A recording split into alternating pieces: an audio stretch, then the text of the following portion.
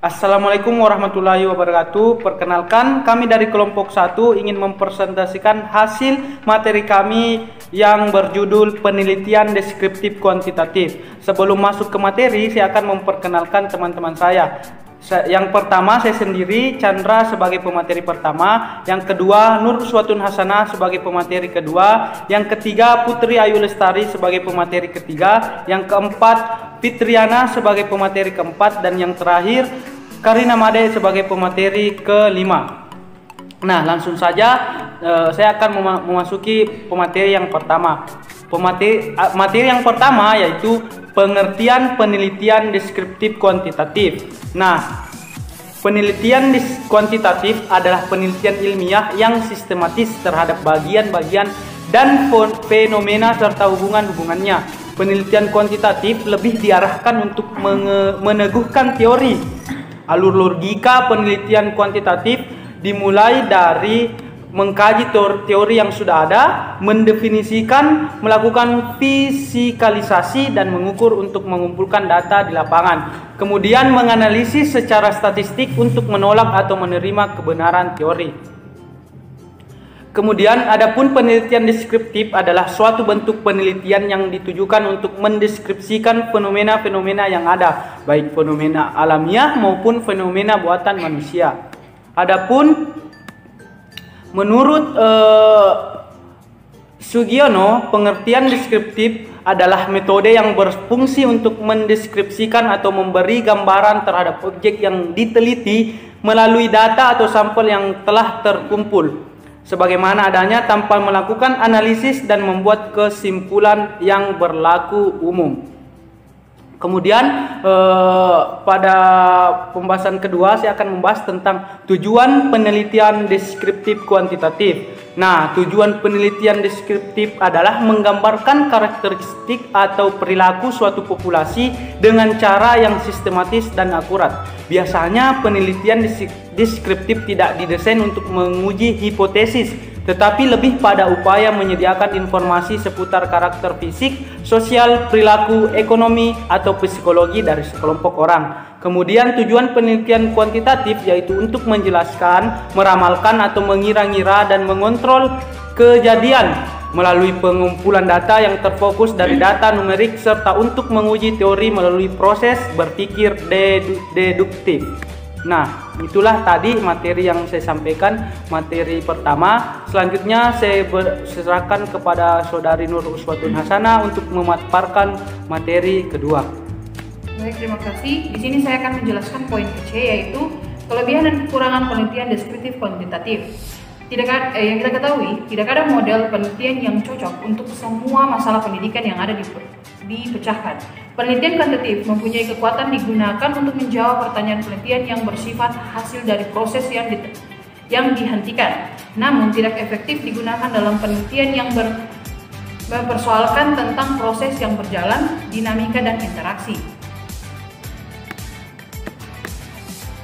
Di sini kita bisa lihat kelebihan dari penelitian ini, yaitu menurut Surya Brata menjelaskan beberapa kekuatan atau dari metode penelitian kuantitatif, yaitu A. Memungkinkan dilakukan pencatatan data hasil penelitian secara eksakt. B. Mengikuti tata pikir dan tata kerja yang pasti dan konsisten. C. Data dapat diringkas dengan cara dan bentuk yang lebih bermakna dan lebih mudah dianalisis. D. Memungkinkan penggunaan teknik analisis statistis dan matematis yang dapat diandalkan dalam penelitian ilmiah. E. Hasil penelitian yang diperoleh memiliki komunikabilitas yang tinggi. E. Penelitian kuantitatif mempunyai keunggulan dalam menegakkan objektivitas kebenaran diterima secara sepakat oleh para pengamat sehingga kesimpulan yang dicapai kuat. Kekurangan metode penelitian kuantitatif. 1. Berdasarkan pada anggapan asumsi. 2.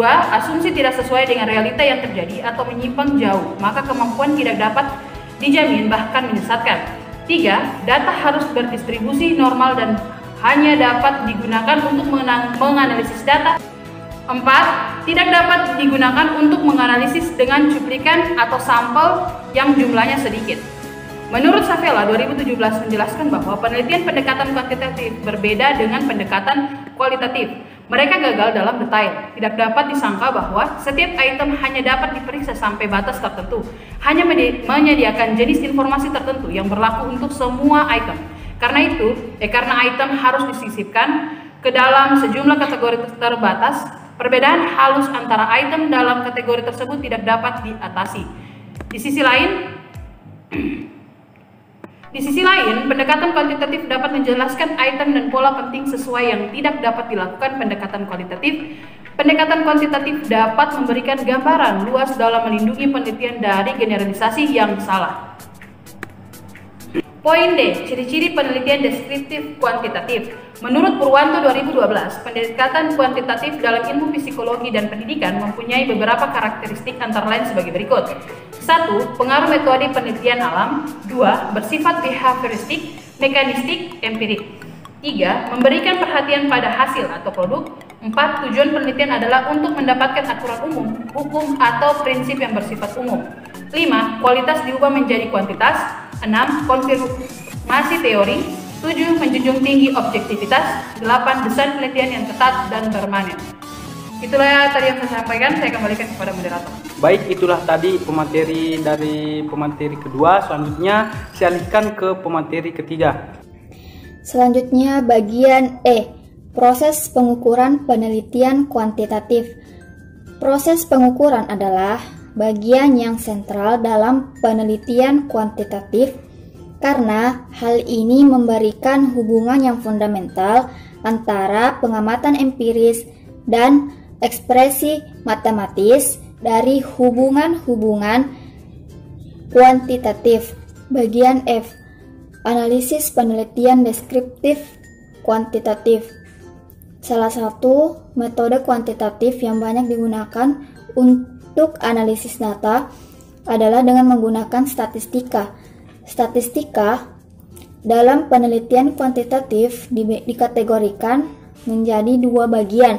Yang pertama, statistika deskriptif dan statistika inferensial.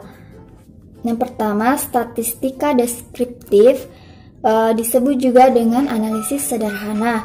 Biasanya penyajian data ini dilakukan dengan tabel dan grafik, ukuran tendensi pusat, dan variabilitas data. Yang pertama, tabel dan grafik. Teknik ini merupakan teknik yang paling mudah dan banyak digunakan untuk mendeskripsikan data. Biasanya teknik ini digunakan untuk memberikan informasi awal dalam penelitian tentang suatu objek atau responden. Selanjutnya yang kedua yaitu ukuran tendensi pusat data. Teknik ini menunjukkan suatu ukuran kecenderungan skor dalam suatu kelompok data. Terdapat 3 jenis kecenderungan data yang sering digunakan untuk mendeskripsikan data. Yang pertama, rata-rata, median, dan modus. Selanjutnya jenis statistika yang kedua yaitu statistika inferensial. Yang paling penting dalam statistika inferensial adalah pengujian hipotesisnya. Terdapat 2 jenis hipotesis. Yang pertama, hipotesis H0 yang disimpulkan dengan H0, yang artinya adanya suatu pernyataan yang menunjukkan adanya kesamaan atau tidak berbeda. Selanjutnya, jenis hipotesis yang kedua yaitu hipotesis alternatif atau hipotesis kerja yang disimbolkan dengan HA, yang artinya adanya perbedaan atau tidak sama. Dalam statistika inferensial terdapat korelasi dan regresi. Yang pertama, korelasi. Korelasi merupakan metode yang menggambarkan secara kuantitatif asosiasi atau relasi satu variabel interval dengan variabel interval lainnya. Selanjutnya yang kedua yaitu regresi. Regresi digunakan ketika periset ingin memprediksi hasil variabel-variabel tertentu dengan menggunakan variabel yang lain. Terdapat 2 jenis variabel yang terlibat. Yang pertama, variabel bebas atau independen dan variabel terikat atau dependen. Baiklah, di sini saya akan menjelaskan tentang langkah-langkah pokok penelitian penelitian deskriptif kuantitatif. Langkah-langkah tersebut terbagi menjadi 6. Yang pertama adalah membuat rumusan masalah, yang kedua menentukan landasan teori, yang ketiga merumuskan hipotesis, yang keempat melakukan pengumpulan data, yang kelima melakukan analisis data, dan yang keenam adalah menyimpulkan. Adapun penjelasannya yaitu membuat rumusan masalah. Seperti yang kita ketahui bahwa dalam melakukan penelitian dibutuhkan sebuah masalah. Nah, dari masalah tersebut muncullah rumusan masalah. Dari rumusan masalah dibuat dalam bentuk tanda tanya. Kemudian kedua adalah menentukan landasan teori. Menentukan landasan teori dari rumusan masalah, selanjutnya dicarikan jawabannya. Jawabannya tersebut diperoleh dari pencarian terhadap teori-teori yang relevan. Selanjutnya merumuskan hipotesis. Dari rumusan masalah tersebut, peneliti mencoba menjawab atau memberikan solusi yang diperoleh dari pencarian teori-teori yang relevan, di mana jawaban yang diperoleh selanjutnya disebut dengan jawaban sementara atau hipotesis. Keempat, melakukan pengumpulan data. Setelah data terkumpul, sebelum melakukan pengumpulan data, seorang peneliti harus terlebih dahulu membuat instrumen penelitian berupa kuesion, angket, teks, lembar observasi, wawancara terstruktur, dan instrumen yang telah terstandar. Kemudian yang kedua adalah harus menguji instrumen dengan menguji validitas dan reliabilitas dari instrumen tersebut. Kemudian yang kelima adalah melakukan analisis data. Dalam melakukan setelah mendapatkan data, setelah data terkumpul, selanjutnya dilakukan analisis data. Analisis data dilakukan untuk menjawab hipotesis yang sudah dibuat, di mana data hasil analisis tersebut selanjutnya disajikan dan diberikan pembahasan penyajian dan dapat digunakan seperti tabel, grafik, dan diagram. Dan pembahasan merupakan pembahasan yang mendalam dari data tersebut. Selanjutnya yang terakhir adalah menyimpulkan. Setelah melakukan analisis data, maka tahap terakhir adalah menyimpulkan. Selanjutnya saya akan membahas tentang materi kedua, yaitu materi selanjutnya yaitu penggunaan metode penelitian deskriptif kuantitatif. Penggunaan metode penelitian tersebut ada beberapa. Yang pertama adalah masalah yang merupakan titik tolak dari peneliti sudah jelas data-datanya. Yang kedua, peneliti ingin mendapatkan informasi yang luas dari suatu populasi tetapi tidak mendalam. Yang ketiga adalah ingin diketahui pengaruh perlakuan treatment tertentu terhadap yang lain. Yang keempat, peneliti bermaksud menguji hipotesis penelitian. Selanjutnya, peneliti ingin mendapatkan data yang akurat berdasarkan fenomena yang empiris dan dapat diukur. Keenam, ingin menguji terhadap adanya keraguan-raguan tentang validitas pengetahuan teori dan produk tertentu. Selanjutnya saya akan kembalikan kepada moderator. Baik, itulah tadi pemateri keempat oleh Saudari Fitriana. Selanjutnya pemateri terakhir oleh Saudari Karina Made. Untuk itu saya persilahkan. Terima kasih atas kesempatannya. Saya akan membahas tentang proses penelitian deskriptif kuantitatif.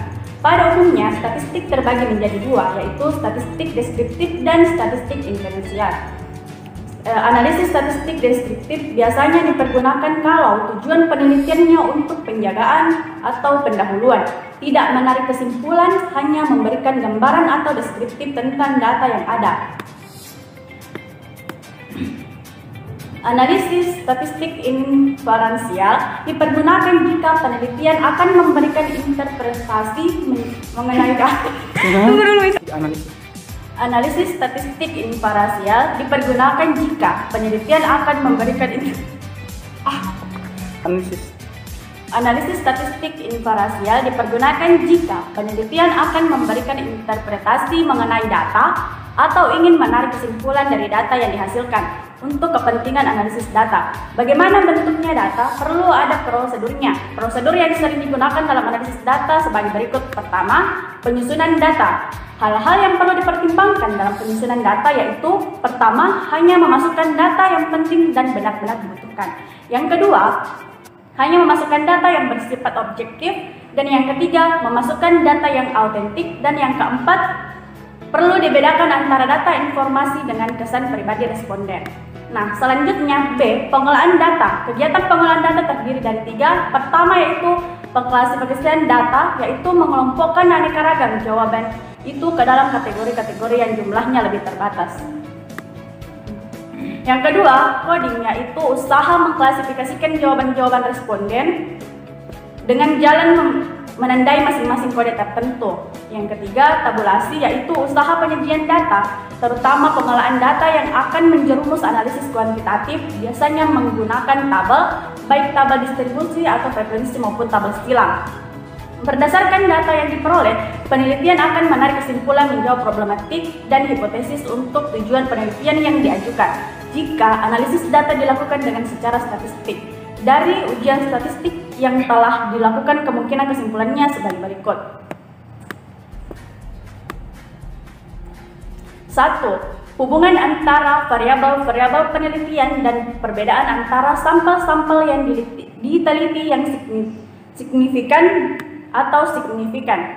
Yang kedua, hubungan antara variabel-variabel yang diteliti atau perbedaan antara sampel-sampel yang diteliti tidak signifikan. Itu menurut dari Sutrisno Hadi.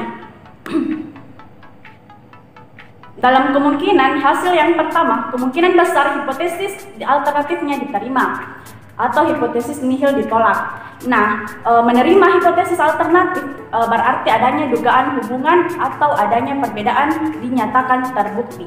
Sebaliknya, dalam kemungkinan hasil yang kedua, hipotesis alternatifnya dinyatakan tidak terbukti. Kesimpulannya yaitu hasil ujian statistik berjumlah merupakan produk terakhir dari suatu penelitian ilmiah.